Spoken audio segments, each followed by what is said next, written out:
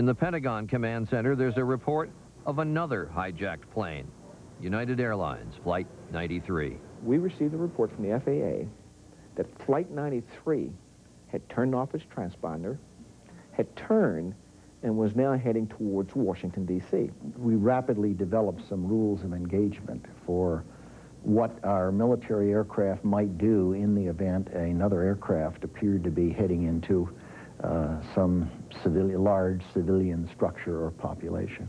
They said if we get another one of these, you're going to have to shoot it down. You heard the Speaker of the House of Representatives say there, it can't be happening to us so much now that we didn't know then. In the next half hour, you will see how this crisis led the nation's leaders to create rules of engagement for something never before done in American history, ordering the military to shoot down a civilian aircraft. When we come back, life and death decisions in the skies over Washington. This is the first time in my career that I ever actually wanted to go out and use my airplane to kill someone. ABC's coverage of 9/11 will continue in a moment.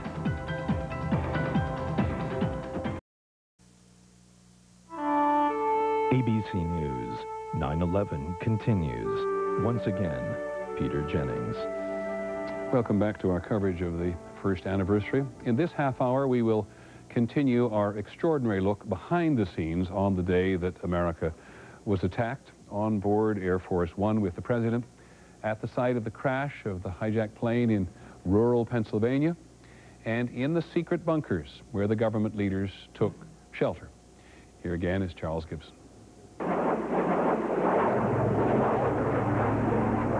It is just before 10 a.m. Jet fighters swarm around the Capitol. One whole side of the Pentagon is just completely burning. There's ashes falling, and there's fumes in the air, and the smoke is billowing around. Only minutes before, the Pentagon was struck by a hijacked airplane.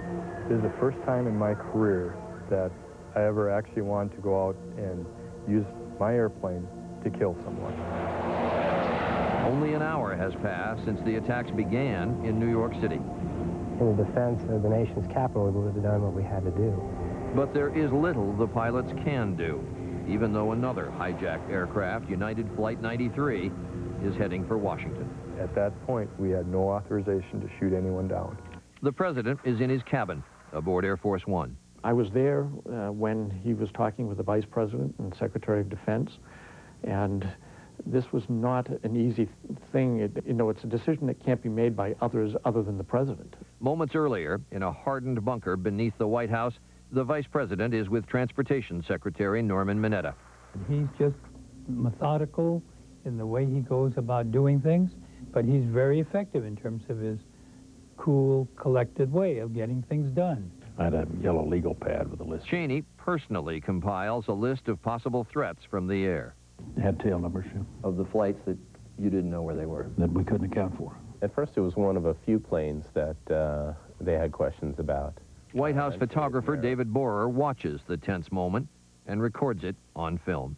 Eventually, it narrowed to Flight 93. That was the biggest threat at that point. If you take the trajectory of the plane, Flight 93, after it passes Pittsburgh, and draw a straight line, it's going to go to Washington, D.C. You just had to do something instantaneously. And there was a PIOC staffer who would keep coming in with updates on Flight 93's progress towards D.C. Did you have any thoughts at the time as to what the target of that airplane might be? I thought probably White House or Capitol.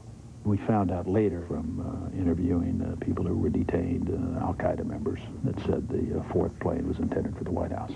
The decision was made to try to go intercept Flight 93.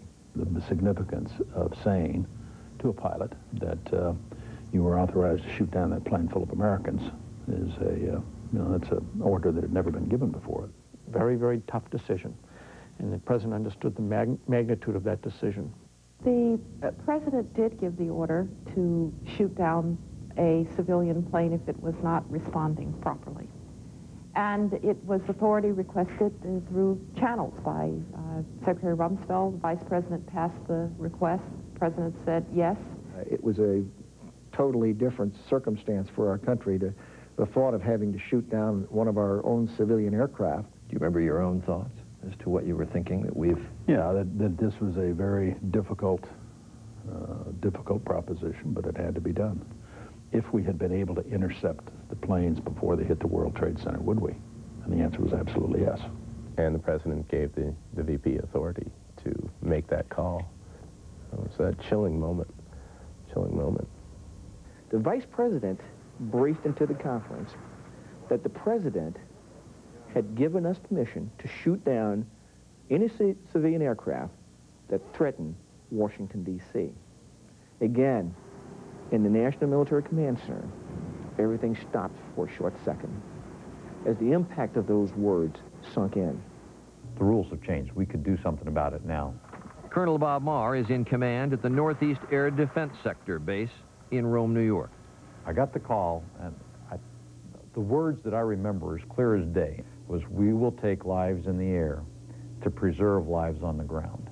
Marr orders his air controllers tell the pilots to intercept Flight 93. Nothing any controller would ever want to pass to a pilot, to shoot down an airliner filled with innocent people. And we, of course, passed that on to the pilots. United Airlines Flight 93 will not be allowed to reach Washington, D.C. The closest fighters are two F-16 pilots on a training mission from Selfridge Air National Guard Base near Detroit. So we were able to get hold of them on the radios and said, "Hey guys, we may need you to come down south and try and head off United Airlines Flight 93. But there's a problem. The real scary part is that those guys are up there on a training mission. They don't have any weapons on board they can use. We started receiving reports from the fighters that were heading to intercept. The FAA kept us informed with their time estimates as the aircraft got closer and closer.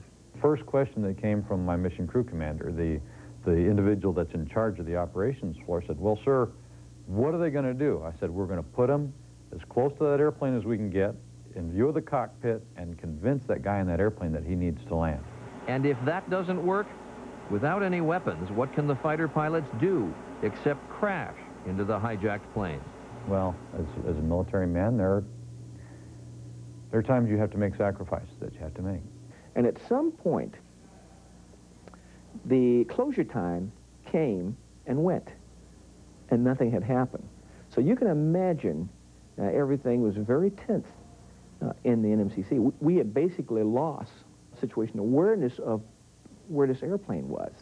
Flight 93 is about 175 miles north and west of Washington, lying over Somerset County, Pennsylvania. At about 10 o'clock, I called my sister Jody. I hadn't heard anything from her that morning. And we were talking about what was going on, you know, in New York and at the Pentagon.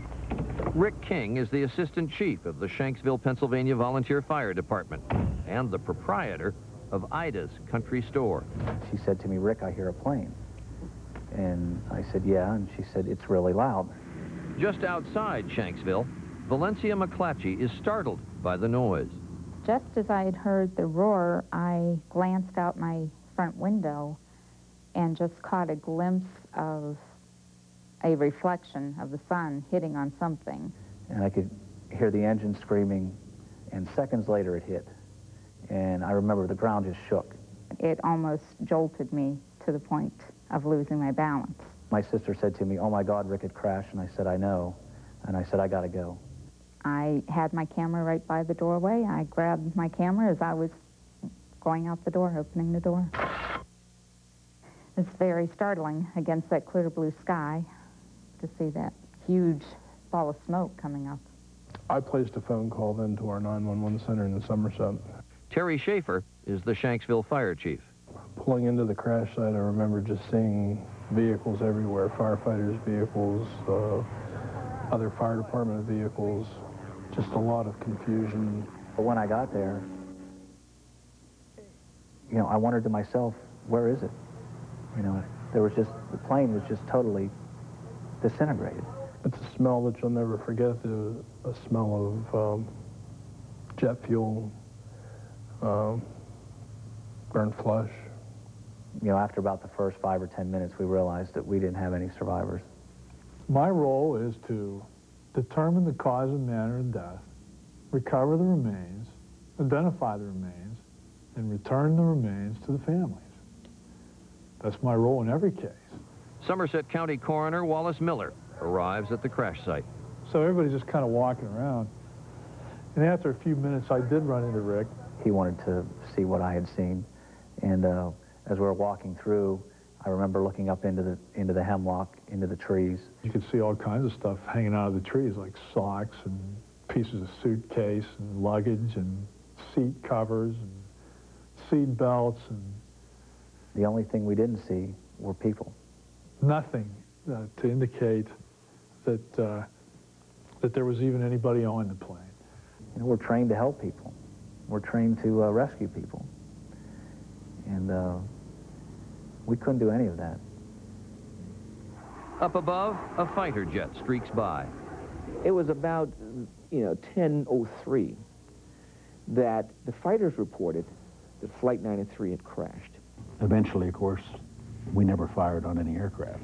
When you heard the plane was down without a shot being fired at it, do you remember what you said? We just witnessed an act of heroism. In Washington, you see the smoke. It's down on the mall. there is little information. We just had a few bombings here. Just rumors. We know there was a car bomb at the State Department. The day just didn't end at 93. We were responding to possible hijackings. We had a car bomb reported at the State Department. It ran on the crawler on the TV that a car bomb had exploded outside the State Department. Deputy Secretary of State Richard Armitage is a former Navy SEAL. I went out and looked with diplomatic security and didn't see anything, and called my colleagues around town and on the video conference screen and said there was nothing to it. It was frustrating. We flew 7 hours, and the worst part of it was that because of the communications problems that existed during that day, I couldn't talk to anybody in Washington. Secretary of State Colin Powell is in the air on his way back from Lima, Peru. There were rumors that the fourth plane might have been heading either to the White House or to the State Department. We didn't know. Who could have imagined? At that moment, you have to worry about the continuity of the United States government. It's very clear that Washington was under attack. We arranged for the evacuation of the congressional leadership, especially Denny Hastert, the Speaker, who was in the line of succession for the presidency after me. Whatever was going on, that the government of the United States would survive. Congressional leaders are safe.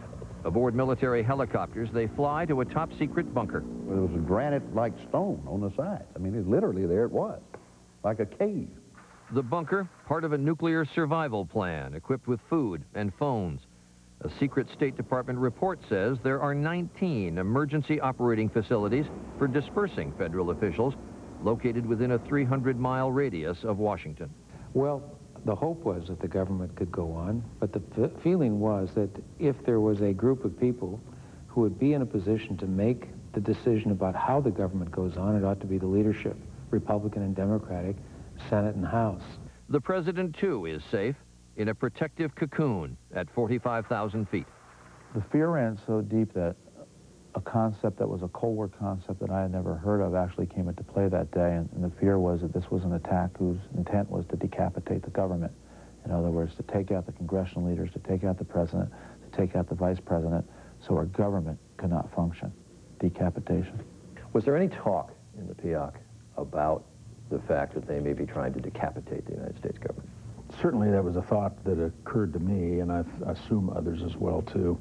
That's in part why, number one, I urged the president not to return until we could find out what was going on. It was important that we not bunch up in Washington.